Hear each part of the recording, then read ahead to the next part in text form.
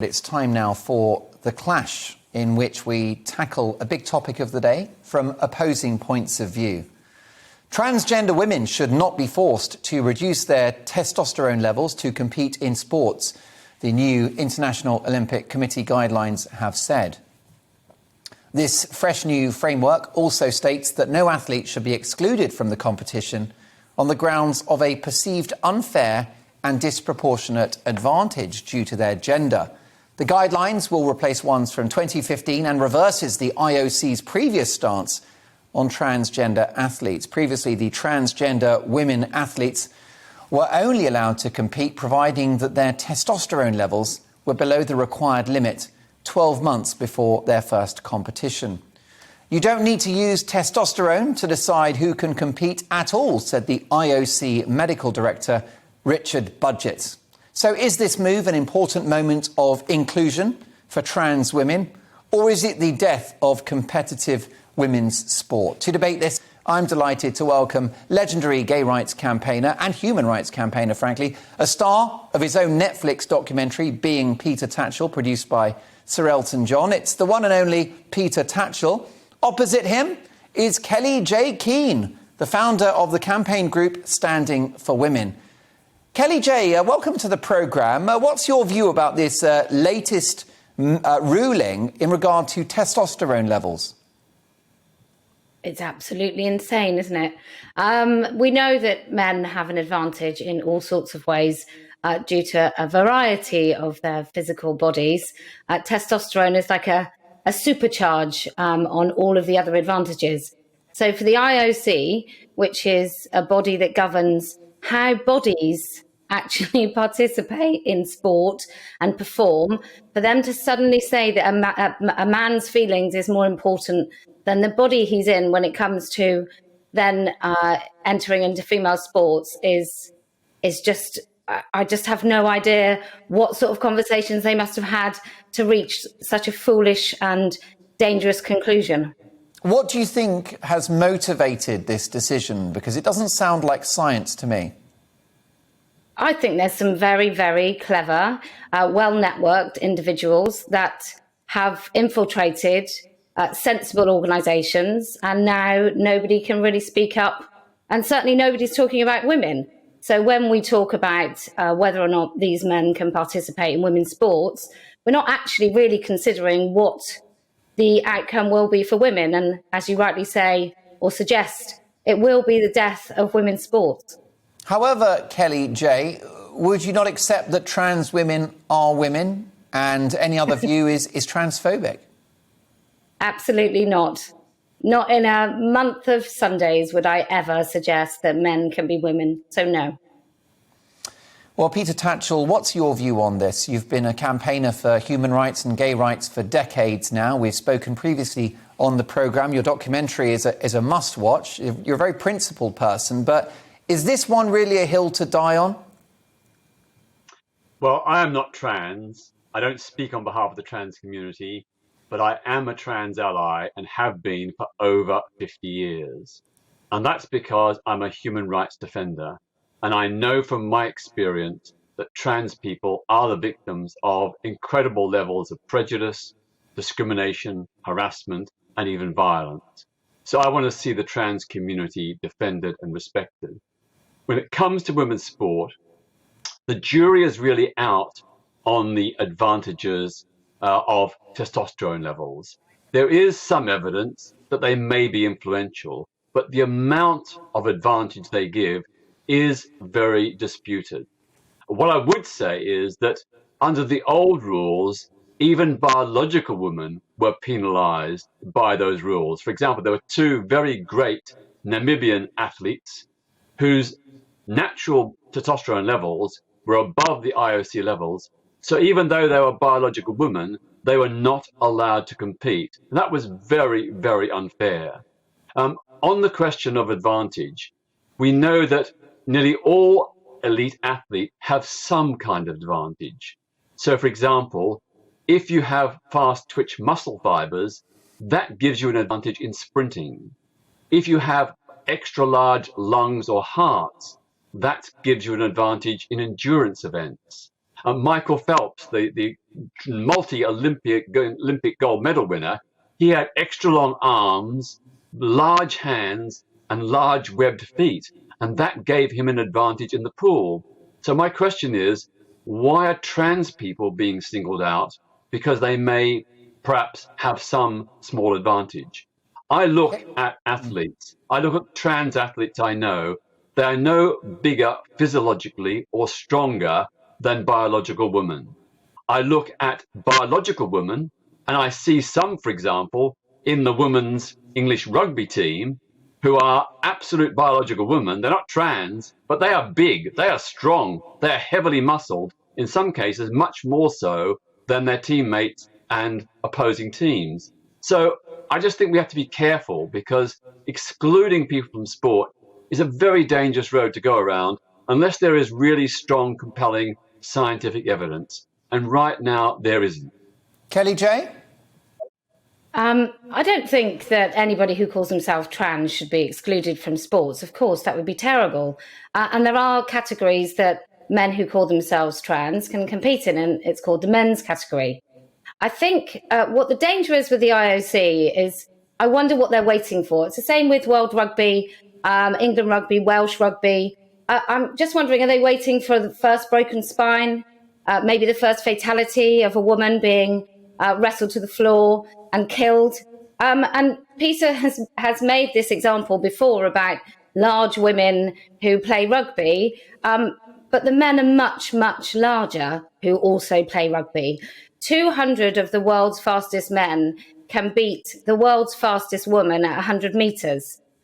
Serena Williams would be about 700 if she was competing in the men's category. So I think we have to be really clear.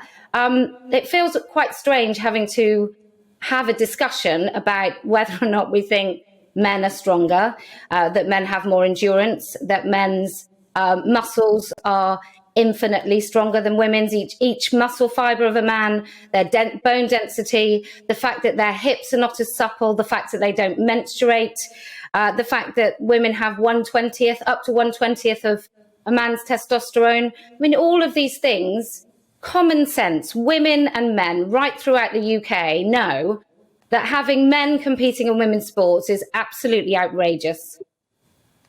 And the point is, Peter, you've conflated, I'll let you respond, Peter, but you've conflated the appalling abuse and prejudice towards trans people, which we can all three of us agree is horrific and unacceptable. You conflated that with exclusion from gendered sport, and they are separate things.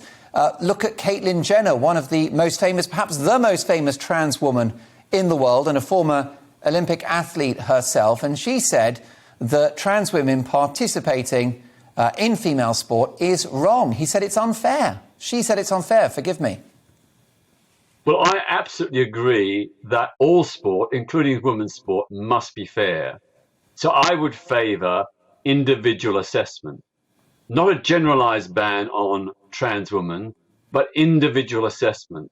If someone can be demonstrably shown to have an unfair advantage because of their testosterone levels or any other advantage because they were born biologically male, then I think there is a case where perhaps they should be excluded. But what I really object to is a generalized ban on all trans women, when I know from my own personal networks and friends that there are trans women competing in sports who are physiologically just about the same as the average biological woman in terms of muscle strength, bone density, height and weight. So I don't see any reason why those trans women should be excluded. But here's the yes, Peter, let's be fair. It doesn't matter that, testosterone, muscle mass, you name it. These are all red herrings. The bottom line is that if you listen to Professor Robert Winston, who's one of the most respected experts on reproduction in the country, and this is the man who said on the Question Time programme on the BBC recently that there are just two biological sexes and it's impossible to change your biological sex. Every cell in your body defines you as male or female. So you don't have to do any investigation. You don't have to check someone's pulse or do a blood sample. If they've got a penis and testicles, they're biological male. And if they have a vagina and a cervix, they're female. End of. Well, I agree. There is such a thing as biological sex, and it's very, very, very important. But there's also another thing called gender identity. And I would say that that is equally legitimate and valid, and that we shouldn't be arguing against one and the other. We should be respecting the difference. Now, biological sex, I understand exactly why many women's campaigners emphasize biological sex. And I do not want to wish that away or pretend it is not important. But I'm simply saying that when it comes to trans women competing in women's sports, I think we need to have a conversation. We need to do more research, more evaluation, and in particular, as I said, shift to individual assessment.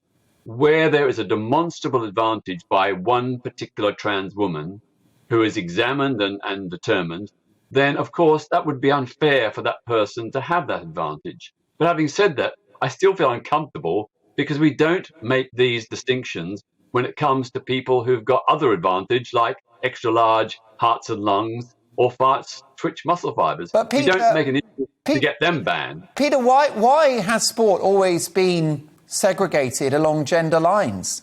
Why do men play the best of 5 sets at Wimbledon in the final and women the best of 3? Men are stronger than women. Well, as a general rule, yes. But I don't think you can generalise. That's the whole point. You can't generalise. Does that mean, Peter, that only weak trans women should participate in female sport? Just the rubbish ones? Well, I wouldn't use the term weak trans woman, but I'd say that where trans women do not have a demonstrable, scientifically proven advantage in terms of height, weight, testosterone or other factors, where that can be shown, then there may be a legitimate case for them to be excluded. So I'm not closing the door on it. I want the conversation to continue.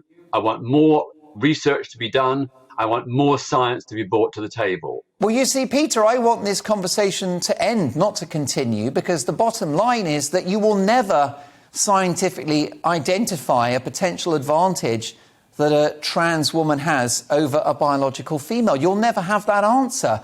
The bottom line is that a trans woman is born a male and therefore does have a male physiology. And I don't think you'll ever do enough Inspector Sherlock Holmes work on this one to get the definitive answer. Kellie-Jay, what's your view? Well, I'd be very interested if there was a man who had the same bone density and proportions as a woman. I find that quite impossible, since even one of the things we do as women is we recognise a gait. So we can, even without my very strong contact lenses in, I can see a man a mile off just from the way he walks. So I do think we need to sort of park the idea that there are any men on the planet that are exactly the same proportion as a biological woman. That's just nonsense. But Kellie-Jay, how someone walks is not really a particularly scientific acid test of gender, is it? No, of course it's not. It's not an acid test of biological sex. It's just one of the many things that are characteristically one sex or another. It's just a frivolous comment. But when it comes to women's sports, it's not just about elite sports. It's about sports right the way through, from school sports, how important it is for girls to have girl-only space, to feel comfortable, to feel like they can make a fool of themselves. The camaraderie of single-sex spaces and sports is really important. The privacy and dignity in those changing rooms.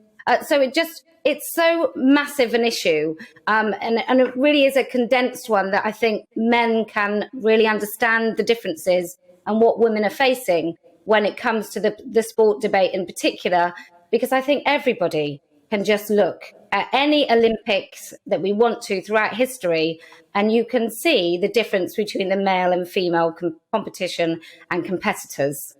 Kellie-Jay, are you transphobic? Kellie-Jay, important question, Peter. Kellie-Jay, are you transphobic? Well, transphobia really means right in this moment that I'm not willing to participate in an ideology that I don't think makes any sense, which is to say that men can be women and women can be men. And if that means that I will be labelled transphobic, then so be it. I'm willing to have the label if it means I can speak the truth. Would you acknowledge that Caitlyn Jenner is a woman and that she is she? No. No, I think it erases, when we start diluting language, we start erasing rights, as we're seeing just in this conversation. By allowing some men to be called trans women, we're now discussing them participating in our sports. By allowing men to be called trans women, we've now got sexual predators entering into women-only spaces and exposing themselves. So I think it's a really foolish thing that we've done. If a man wants to identify as whatever he wants to call himself, that's absolutely fine. I wish him all the luck in the world. Kellie-Jay, would you not refer to Caitlyn as she? No, absolutely not. I think I think is perhaps rather intolerant of you, because I agree with you about there being two genders, and I think that trans women participating in women's sport is completely unacceptable. But if I had a colleague, a friend, or a family member that identified by a different gender, then I would refer to them with that chosen gendered pronoun. And that's entirely up to you. And I wouldn't go out of my way to make someone feel uncomfortable. So I'd probably use, I don't know, they, if they were in front of me. But it's very rare that we talk about somebody's pronouns in front of them.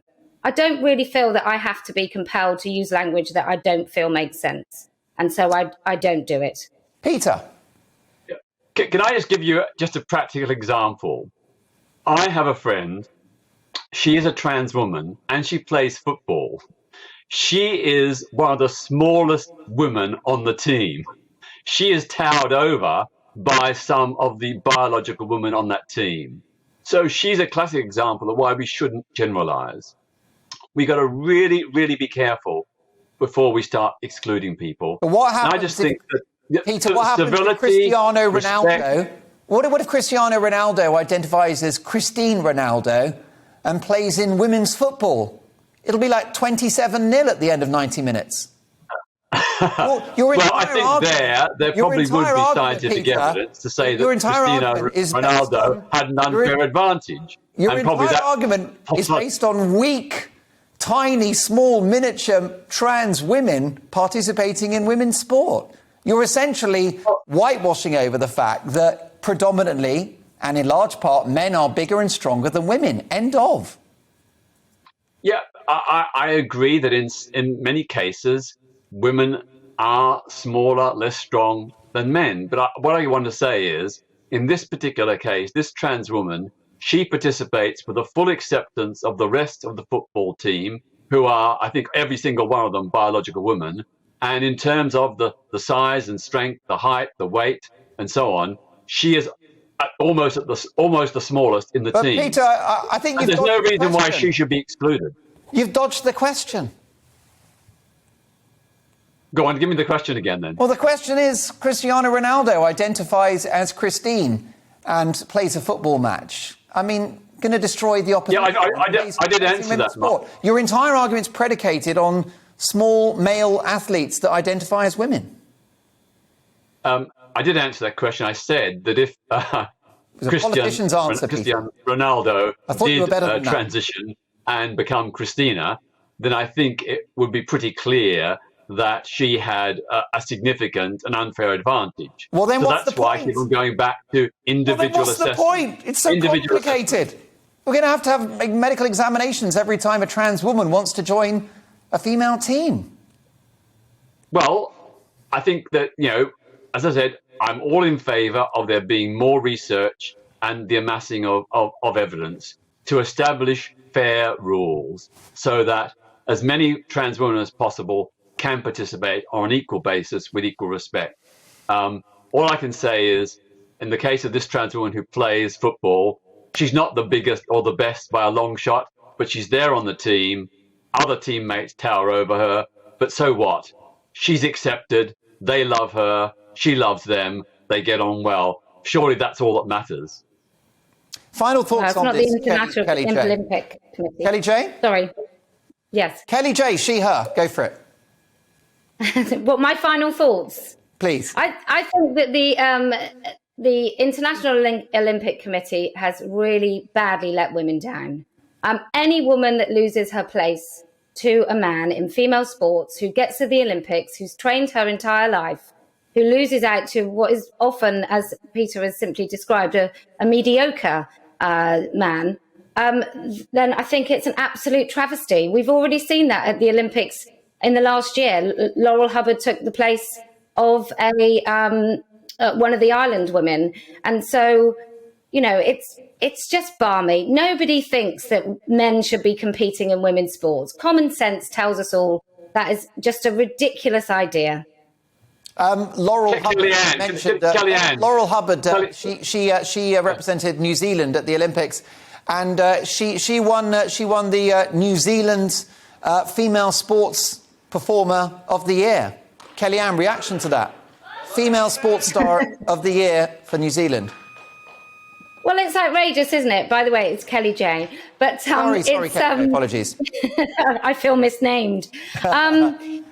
It's outrageous, isn't it? Because you know, Caitlyn Jenner, I think, won the Woman of the Year, and he hadn't even been a woman for a whole year when he won that award. So, should Laurel Hubbard have won any sort of sporting award? I don't really think so, and certainly not a sporting award that should have gone to an actual woman. It's crazy.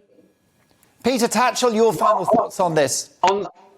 My final thought is that I also have a different campaign going.